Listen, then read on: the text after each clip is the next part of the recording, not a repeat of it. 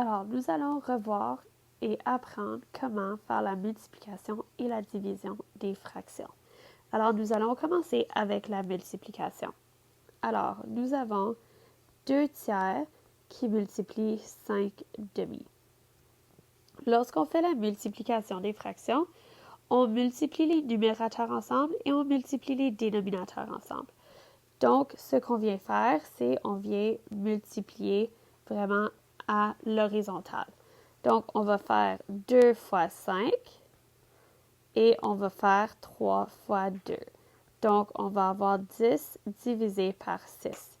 Ici, ce qui est important quand on est en train de résoudre, on veut s'assurer de toujours réduire notre fraction.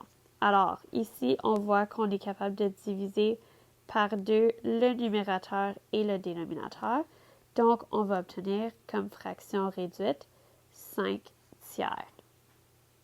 Essayons une autre multiplication.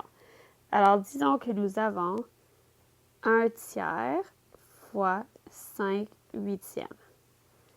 Alors, encore une fois, on multiplie les numérateurs ensemble et les dénominateurs ensemble. Donc, on va faire 1 fois 5 sur 3 fois 8. Alors, 1 fois 5, c'est 5. Et 3 fois 8, on obtient 24. Alors ici, comme on peut voir, on ne peut pas réduire la fraction parce qu'on n'a pas un facteur commun pour le numérateur et le dénominateur. Essayons maintenant la division des fractions.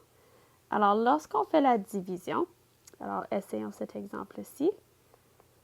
Ce qu'on fait, c'est qu'on va inverser la deuxième fraction. Fait que quand on inverse la deuxième fraction, on est capable de le transformer en multiplication. Et là, comme on vient d'apprendre, la multiplication de fractions, c'est simplement numérateur et numérateur, fois numérateur et dénominateur fois dénominateur. Donc, je vais avoir 2 quinzièmes. Et j'ai ma fraction, donc j'ai été capable de déterminer la division de ces fractions. Essayons un autre exemple. Donc, j'ai 2 cinquièmes divisé par 5 huitièmes. Alors ici, on inverse notre deuxième fraction, ce qui nous donne 2 cinquièmes fois 8 cinquièmes. Là, on multiplie nos numérateurs et on multiplie nos dénominateurs. Donc, on a 2 fois 8 sur 5 fois 5. 2 fois 8, on a 16 divisé par 25. Et on obtient cette fraction-ci.